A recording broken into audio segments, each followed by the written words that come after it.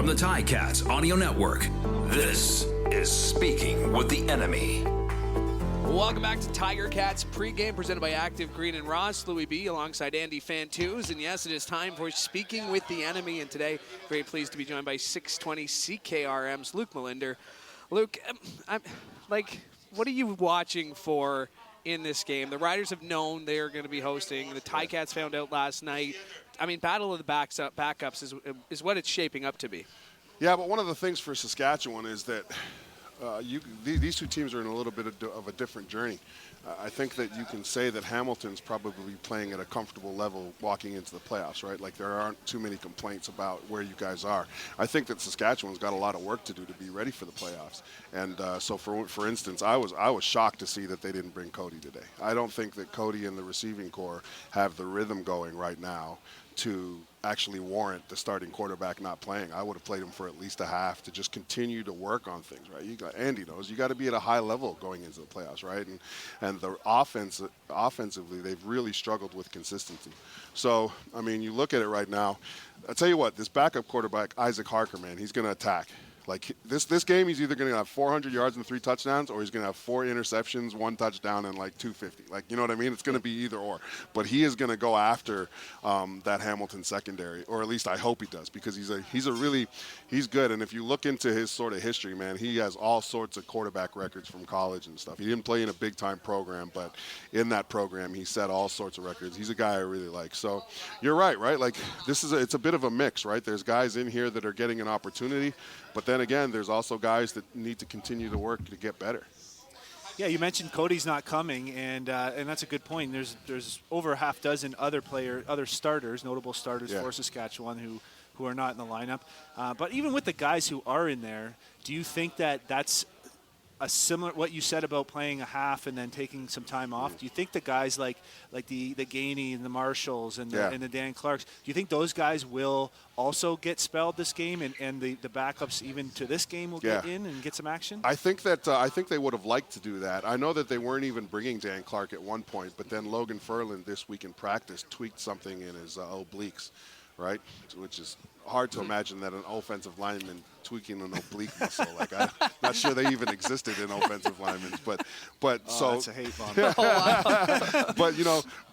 But again, they were going to start Logan Ferland. So Dan Clark wasn't even going to come. But I fully expect Ferland and Matlin Riley to really go there. But as far as the secondary, like the problem is they're so injured. And so right now there's really like one guy, Jacob Dearborn, who's basically not just the rotator on the secondary, he's also like the backup strong side linebacker. You know what I mean? So it's interesting to see just sort of, that dynamic, because ultimately if they weren't as injured, I don't think Gainey would be on the trip. I'm not surprised that none of the linebackers are here, right there. That's one of their strengths right now, and they do need to rest. And I'm probably willing to bet that AC Leonard and Jonathan Woodard are going to come out here and just continue to battle away for that sack title, which is they probably asked to be on this trip, right? Yeah. What there was once upon a time I would have said that ab muscle comment to you, I think, Luke. Yeah, no, exactly. Yeah, oh, for sure. Yes. But put it this way, I'm not straining any obliques these days. That's for sure. Those two guys you mentioned, Woodard and Leonard, gave the Ticats heck last time around, and really that was probably the most notable difference in the game was that defensive line dominance. Mm-hmm. And so to mention that they're playing for a sack title and going to be hungry certainly poses a big test for the Cats, and if they are to get some of the subs in their offensive line in the game. Yeah, you guys are a little bit. If I'm not mistaken, you're a little bit younger at that left tackle spot. Jordan Murray, I know, you're right. He'll probably be a guy that gets a lot of work. But again, you guys have Yarbrough and Gibbon, right?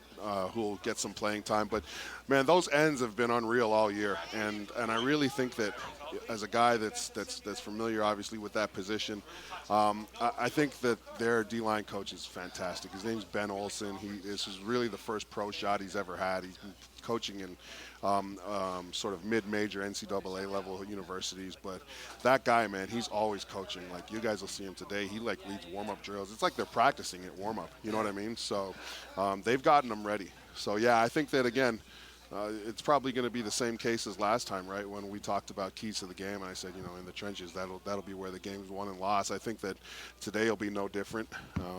We've got a decent interior, but that's where I think that there might be an advantage there. The interior that we brought, we didn't bring the pass rushing interior. We brought the just knock stuff around interior. So I don't know how much pressure they're going to get.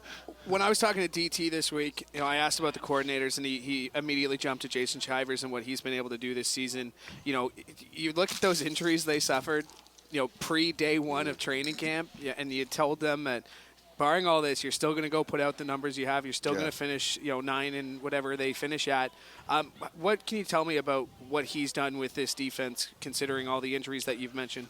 Shivers is one of the guys that, and there's two trains of thought for coaches, right? There's a coach that has his system, right? And, you go through training camp and you learn that system and you play that system. Shivers is more like a Chris Jones type of guy, where he wants to be aggressive, but more importantly, he won't sacrifice being aggressive if he doesn't have the staff. And that's what I was getting at, is that Shivers has really done a great job in the 2 years he's been DC here of understanding the talent he has in his locker room and then developing the scheme behind it. One of the things you can look at is Micah Tights and Cam Judge.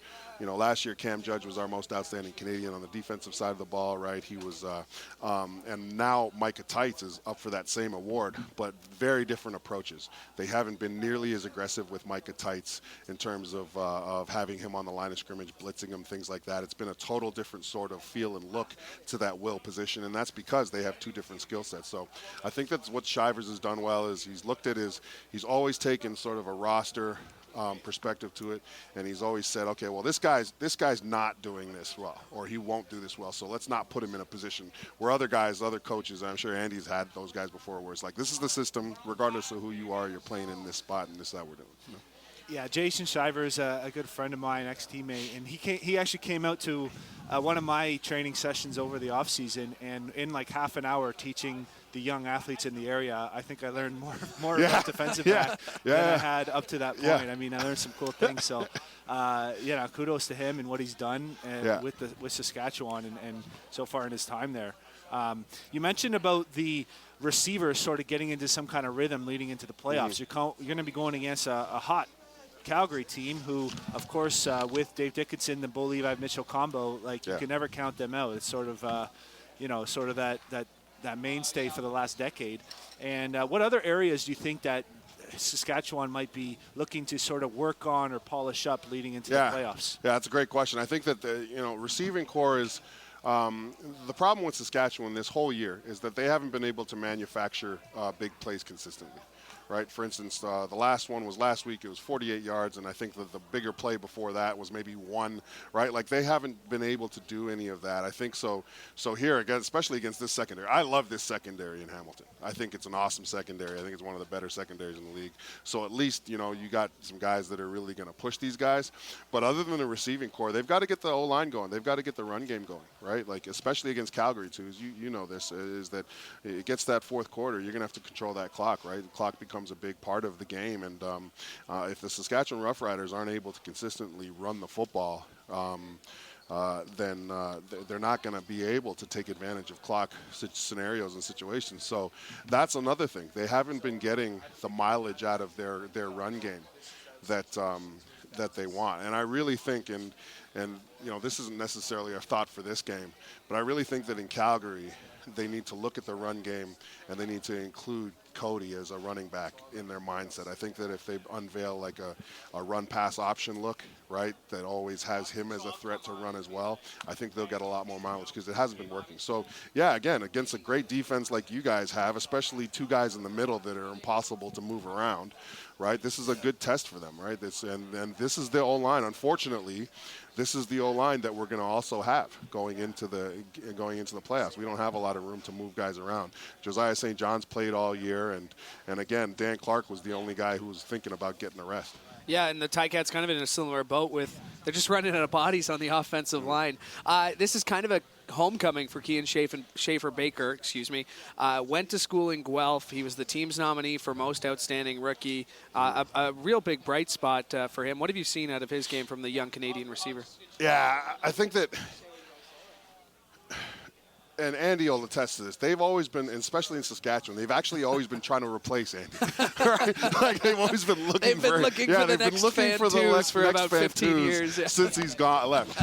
And the reason why I say that is because there's a couple guys that really have a chance to be special there. Kean Schaefer-Baker is one of them. What I like about Kean is like Andy, he's got that catch radius that, you know what I mean, that's just all over. If it's within his radius, he's going to catch it. I think that he's a little bit immature, right? He's as this generation of football has really changed. I remember talking to vets on all the other teams this year, and they all say the same thing. All this generation wants to do is come to practice, bounce, and then party. You know what I mean? So he needs to become a pro, but he's definitely got a high ceiling because he's fast, and it's not like obvious fast either. Like if you take your eye off him, he's got this game speed that's a little bit deceptive. So I think that out of all the Canadian guys they've got the biggest. He's got probably the highest ceiling, and then it would probably be Braden Lenius. All right. Well, I think I know everything I need to know about this game. Thanks, Luc. I'm pumped up, man. It's good to get back.